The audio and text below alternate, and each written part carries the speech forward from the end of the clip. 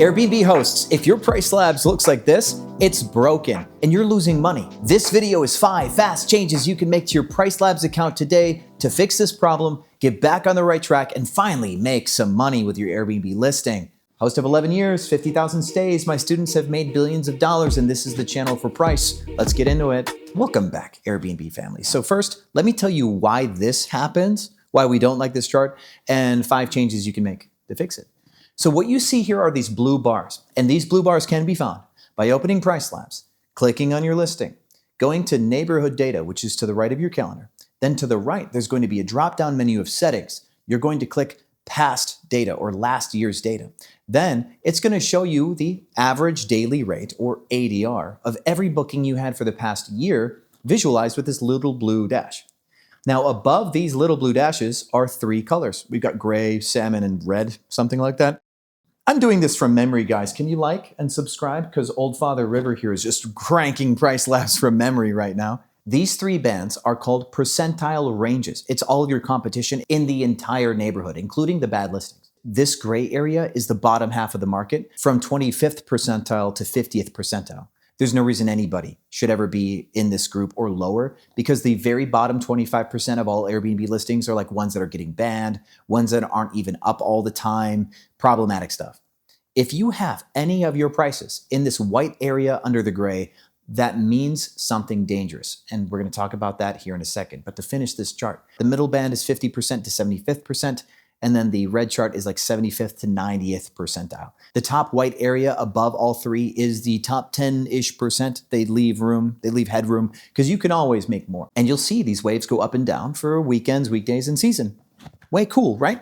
So why does this blue happen? This happens because the whole time that you've been listed on Airbnb, your prices were wrong or your listing's trash. But you're here, so I'm going to assume that your listing's not trash. It's more likely that your prices are wrong. Am I right? Without calling every host in the world out on this, because this is so common, it happens to so many hosts, including almost every single host who joins my program that's using Pricelabs. This happens all the time. If your prices were wrong 6 months from now, they were probably way too expensive, and so you didn't get a booking. And then 2 more months roll by, still no bookings. 3 months roll by, no bookings. Next thing you know, these dates are like 45 days out and you got no bookings still. So what do you start doing? You start to panic and you start dropping your prices. These blue lines, a ton of them like this, means that this host is constantly getting booked last minute, and he's hustling to get bookings every single day. He's trying to get bookings, and he's done a good job, but this ADR range is now his floor for last minute prices. This data is valuable for you. Now you know when you absolutely have to go last minute, sell off your property, these are the worst prices, right? These are the prices that you know you can get. So now you can improve your rates. You know what the worst is. It's only up from here, right? And here's the big truth that can guide us in our pricing plans for these 5 tips that I'm about to give you. We just want to do better than these blue lines, because the blue line is the truth. All the prices that you have right now are just overly hopeful, but these blue lines are what you actually got booked. It's a culmination of all of our failures to find the right price. So now let's be more optimistic and let's crank. Let's make some money, okay? First is your base rate. The reason why somebody has this problem is because their base rate is way off base. And the first thing you can do is adjust your base rate to line up with the wavy pattern. So this is going to be back and forth, okay? Let's have some fun. Back and forth, hey, ho, all right? Change your base rate, and then click save. And it's going to re-update. And then go to your calendar 2 months from now. Look at the price on your calendar 2 months from now. Then go back to neighborhood data and see where that lands in the waves. It will tell you in the percentile ranges that 50th percentile is $300. You now have to be honest with yourself, okay? How good is your listing? Are you a 50th? Are you a 75th? Are you a top 10 listing? If you're a top 10, then your prices can be higher. This is still generic advice. Seasonally, you'll want to be more or less expensive. It doesn't matter how good your listing is, okay? But now you've changed your base rate. You went to neighborhood data. You don't like it. Change your base rate again, and keep doing this until about 3 months from now, your price is where it should honestly be, okay? You may need to change your length of stay settings now too. So this will be number 2. If you had this overpriced big discounts strategy, number 2 is you're going to have to go back to Airbnb and delete all of your length of stay discounts, and then go into Pricelabs and your channel manager and make sure that your length of stay discounts now match the realistic price that you actually are.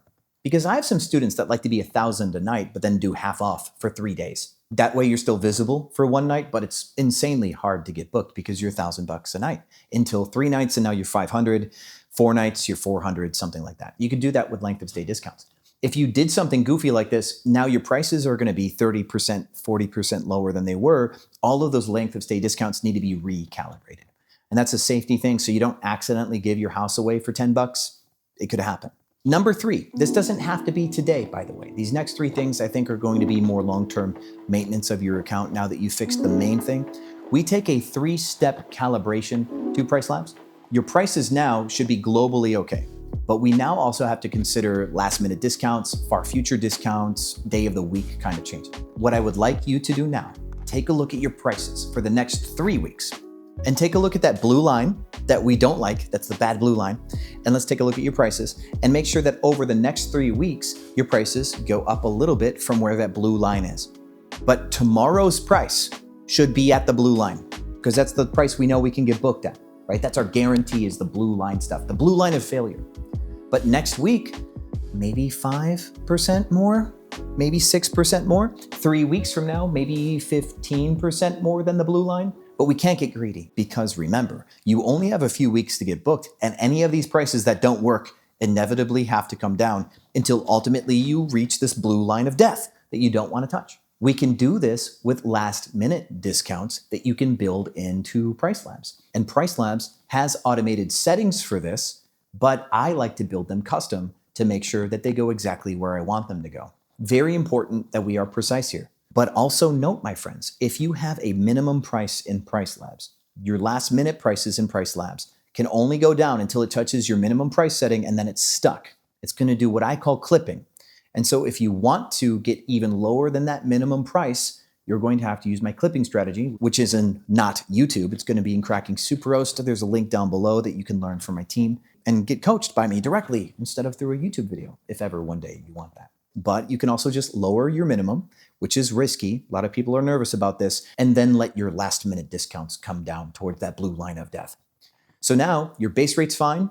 You've recalibrated your length of stay discounts so you don't give away the farm. You build in last minute discounts that kind of come closer to that blue line, but a little bit more humbly than you used to. So that way you do get some bookings like 10 or 20 days out. And now fourth, we can look at other stay restriction settings and other cool fancy settings. So the one I want you to look at next is your minimum length of stay strategy. You may have a 3-day or 4-day minimum. You may let Pricelabs govern that. There's an automatic setting for minimum length of stay. I really don't like that. It doesn't really work very well. I had a student with a property and 5 days out, Pricelabs cranked the minimum length of stay requirement to 4 days, even though Pricelabs also said that these were low demand days. Now, if you're wondering, how does Pricelabs know that something's a low demand day? Let's go back to the calendar. When you go to the calendar, there's 4 colors: dark green, light blue, dark blue. Either green is no good. We don't like either. So if the day is green, that means that the day has lower demand. And Pricelabs wanted a green day, not like the band, but a green day, to have a 4-day minimum, last minute, not smart. So what I do is I build per listing my own custom discounts, which I did discuss in a previous video. I'm going to link it at the end of this one. A lot of really cool high-level pricing tips, big pricing tips. Don't miss that video. And you can steal literally my screenshot for the settings for this. And I build them per listing. And the bigger the listing, the longer out we start making changes, but also the more strict we are on length of stay. Studio, small apartments, we're also much more flexible with length of stay because it's a little studio. You get my drift. And so in summary, number 4's length of stay customizations are necessary for us to have control of this dynamically, but also we are using these more now because Airbnb's algorithm changed to be more of a right-fitting algorithm. They no longer just care about views, they care about quality views. They care about people who actually do book and like your place. They're making all sorts of satisfaction-related changes, so we don't just want to jam views anymore. We do like a high click-through rate, but we're not going to do it with one-night stay minimums. That's not how we beat the algorithm in 2026. It was in 2021. And finally, number 5, my friends, this is powerful stuff, and this can become like a very long educational experience, but I would like you to make a wish list on Airbnb of your main competitors, like the ones that are really you. I want you to take those, go back into neighborhood settings on Pricelabs, go down to the very bottom. There's going to be a competitor analysis section where you can add listings as competitors, and it's going to give you this really cool chart that shows you what your competitors' prices are and when they're booked and not booked. I still prefer to use Airbnb's version of this because it visualizes on the map where people are booked in a really cool way. But it also allows Pricelabs to see which listings you really truly believe are your competition, which can help train your Pricelabs account, which is really, really good. There's so much more to this conversation, my friends. This is 5 of like 1,000 million things that you can do to make more money with price. I've been teaching that for 8 years. And if you really do have a ton of price problems and you want them fixed, talk to my team down below. I will help you make more money. I can guarantee you, actually, that you'll make more money with my pricing strategy. Or I'll name my first kid after you if I ever have one. This video is the one that will teach you way more pricing stuff, and you can steal my screenshot for your minimum length of stay settings. Thank you for watching this video. Please do like this video, if you found this at all valuable. It's how I keep my job here at YouTube Corp. And as always, I'll see you on the other side.